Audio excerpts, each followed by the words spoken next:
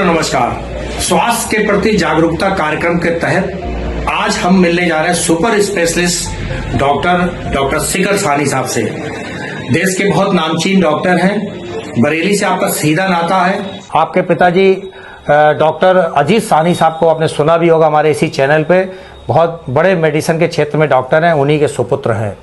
देश के विभिन्न मेडिकल कॉलेज से पढ़ने के बाद, सेवाएं देने के बाद आजकल फरीदाबाद में अपनी सेवाएं दे रहे हैं और गले और सिर के कैंसर के सर्जन हैं। बहुत टिपिकल सर्जरी मानी जाती है। आज शिखर साहनी साहब से बात करने जा रहे हैं। साहनी साहब, हमारे दर्शक आपको देख रहे हैं, जानना चाहेंगे जो फरीदाबाद और बरेली है, दूरी की जो बात कही जाती है, बॉम्बे बहुत दूर है, तो वैसे एयर सर्विसेज शुरू हो गई हैं, उस सिलसिले में कुछ कहना चाहेंगे? बाद में हम आपका पूरा इंटरव्यू विस्तार से रिकॉर्ड करेंगे। साहनी साहब जी नमस्कार।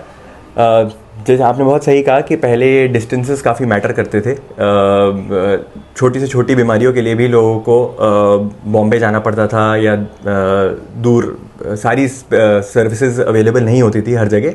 लेकिन अब ये डिस्टेंसेस, दुनिया छोटी हो चुकी है। अब बहुत आसानी से मरीज़ों को वही स्पेशलिटी और वही एक्सपर्टीज़ अवेलेबल है उनके पास। जो टाटा हॉस्पिटल, जो देश का सबसे बड़ा कैंसर हॉस्पिटल है, उस वहीं से हम अपने वहीं की एक्सपर्टीज़ हम अब यहाँ दे सकते हैं अपने ही मेरे ही होम टाउन के लोगों को।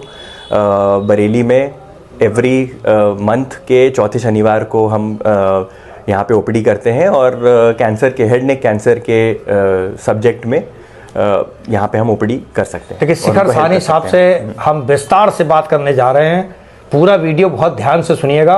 बड़ी कारगर बातें हैं। आप, भगवान न करे आपके परिवार में, लेकिन आपके गांव में, आपके पड़ोस में, आपके शहर में अगर कोई जो डॉक्टर साहब बताएंगे उनके लक्षण मिल जाएं तो बहुत संवेदना के साथ, बहुत गहनता के साथ, बहुत गंभीरता के साथ लीजिएगा। गौर से सुनिए डॉक्टर शिखर साहनी को। आते हैं कि आप अपोलो हॉस्पिटल में रहते, वो कौन सा साल था, वहाँ पर आपने क्या किया था? अपोलो हॉस्पिटल लखनऊ में मैं लगभग 1.5 काम किया है मैंने। अमृता हॉस्पिटल फरीदाबाद से पहले मैं अपोलो हॉस्पिटल लखनऊ में था, जो कि लगभग 2022 से 2023 तक। डॉक्टर शिखर साहनी साहब, आप देश के कई बड़े नामचीन संस्थानों में अपनी सेवाएं देकर आए हैं और कैंसर के आप बड़े डॉक्टर देश के माने जाते हैं। इस समय एशिया के सबसे बड़े निजी सेक्टर में चलने वाले 2600 बेड के अस्पताल में कार्यरत हैं, जहां हर कोई नहीं पहुंच पाता। आप बरेली आए हुए हैं, हमने सोचा आपसे बात कर ली जाए। गले और सिर के कैंसर क्या हैं, आज के दौर में हमारे दर्शक जो आपको सुन रहे हैं, देख रहे हैं, उनके लिए क्या सजेशन देंगे डॉक्टर शिखर साहनी सर, MCH? नमस्कार जी। तो जैसा कि आपने कहा, हाँ, मैं डॉक्टर शिखर साहनी, मैं अमृता हॉस्पिटल फरीदाबाद में हेड एंड नेक कैंसर विशेषज्ञ हूँ। आपका सवाल जो है कि हेड नेक कैंसर क्या है, तो हेड नेक कैंसर के अंतर्गत कई प्रकार के कैंसर आते हैं, जिसमें सबसे कॉमन है ओरल कैंसर, यानी माउथ का कैंसर। इसके अलावा वॉइस बॉक्स का कैंसर, आवाज़ की ग्रंथि का कैंसर, थायराइड कैंसर, थूक की ग्रंथि का कैंसर, कान, नाक, गले के कैंसर भी सभी हेड नेक कैंसर के अंतर्गत आते हैं। सवाल ये है कि इनके क्या लक्षण होते हैं, इनको कैसे पहचाना जाए, क्या हमें दिक्कतें हों जिसके बाद हमें हेड नेक कैंसर से विशेषज्ञ से मिलने का ज़रूरत होना चाहिए। तो अगर मुंह के कैंसर की बात करें, जो कि सबसे कॉमन है, तो उसका जो सबसे कॉमन सिम्टम आता है या सबसे आम तौर पे जो दिक्कत आती है मरीज़ों को, वो ये है कि एक मुंह में एक छाला बने या एक छाला रहे या कोई घाव बने, जो कि अपने आप 10 दिन 2 हफ्ते के अंदर ठीक ना हो। कोई भी ऐसा छाला मुंह के अंदर रहे या सूजन रहे जो 2-3 हफ्ते तक लगातार रहे, तो उसको चेक करना ज़रूरी होता है और वो कैंसर का लक्षण हो सकता है। उसके अलावा अपने आप दांत हिलने लग जाए बिना किसी चोट के, या मुंह से ब्लीडिंग होना, या मुंह के आसपास सूजन आना, गाल में सूजन आना, ये सभी मुंह के कैंसर के लक्षण हो सकते हैं। इसके अलावा जैसे कि थायराइड का कैंसर है की बात करें या आवाज़ की ग्रंथि के कैंसर की बात करें, तो गले में सूजन आना या आवाज़ बदल जाना, आवाज़ थोड़ा कर्कश होना, सांस लेने में दिक्कत होना, अगर एडवांस स्टेज का कैंसर हो तो सांस लेने में भी दिक्कत हो सकती है, खांसी में ब्लीडिंग होना, ये सभी हेड नेक कैंसर के सिम्टम्स हो सकते हैं। क्या करें डॉक्टर साहब, इसमें कुछ शुरुआत में कैसे डिटेक्ट करें, कैसे पहचानें और तुरंत हम डॉक्टर साहब की सलाह लें, क्या सलाह देंगे? जी, तो सबसे इम्पॉर्टेंट ये है कि जो मैंने सिम्टम्स बताए इनके बारे में हमें अवेयर होना चाहिए कि कोई भी ऐसी चीज़, देखिए गले में दर्द तो नॉर्मल गला ख़राब होता है, खांसी ज़ुकाम होता है तो भी हो सकता है। तो ज़रूरी नहीं है कि आपको आज गले में दर्द हो या आवाज़ में थोड़ा सा भारीपन आए तो हम घबरा के सोचने लगे कि हमें कैंसर है। लेकिन कोई सिम्टम जो अपने आप 2-3 हफ्ते में ठीक ना हो तो हमें उसको इग्नोर नहीं करना चाहिए और फिर एक डॉक्टर से कंसल्ट करना चाहिए कि कहीं कोई गंभीर बीमारी तो अंदर नहीं है। किस एज में ज़्यादा होते हैं इस तरीके के कैंसर? आमतौर पे जैसे जैसे उम्र बढ़ती जाती है एल्डरली में ये कैंसर ज़्यादा होते हैं, लेकिन देखा ये जा रहा है कि आजकल यंग एज में भी कैंसर्स होना अब नॉर्मल या अनकॉमन नहीं है। उसका प्रमुख कारण यही है कि head neck cancer 90% head neck cancers होने का रीज़न हमारा लाइफस्टाइल है। मतलब उन चीज़ों को हम मॉडिफाई कर सकते हैं। जो सबसे कॉमन कॉज है, ये सबसे प्रमुख कारण है हेड नेक कैंसर होने का, वो है टोबैको, तंबाकू।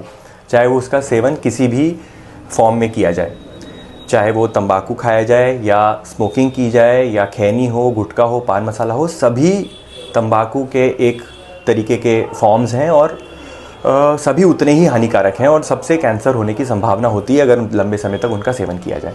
क्या महिलाओं को भी होते हैं कैंसर? बिल्कुल हो सकते हैं, महिलाओं में भी ये कैंसर काफ़ी कॉमन है।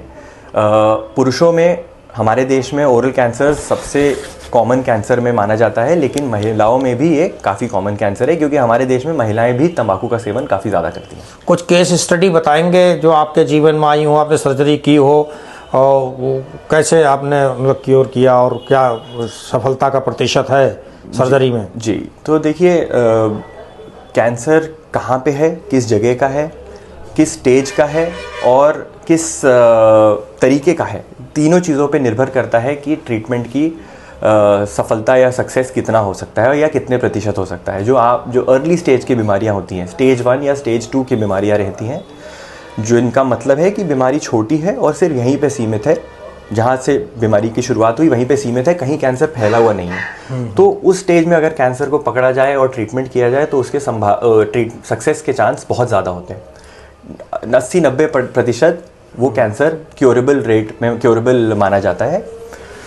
यही कैंसर अगर बढ़ी हुई स्टेज में हमारे पास आता है, स्टेज 3, स्टेज 4 या कैंसर अगर शरीर में फैला हुआ होता है, फिर उसको ट्रीट करना थोड़ा मुश्किल होता है।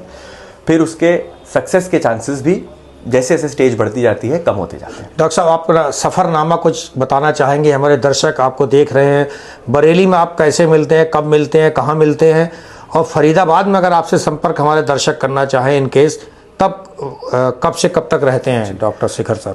जी, सो फरीदाबाद में अमृता हॉस्पिटल में मैं रोज़ाना मेरा ओपीडी चलता है सुबह 9 बजे से लेकर शाम 5 बजे तक, मंडे से सैटरडे। और हर महीने के चौथे शनिवार को मैं बरेली में मिलता हूँ, Bareilly diabetes centre doctor Ajit Sahani की क्लिनिक में, जो कि आनंद आश्रम के पास में है। और दोपहर 12 बजे से लेकर शाम 5 बजे तक यहाँ पे परामर्श के लिए मैं अवेलेबल रहूँगा। अपना सफ़रनामा संक्षेप में बताएंगे, कहाँ कहाँ से आपने MBBS किया, MD, MCH कहाँ किससे किया, थोड़ा बताएंगे दर्शकों को? जी, तो मैं होम टाउन मेरा यही बरेली है, यहीं पे मैं पला बड़ा हुआ हूँ।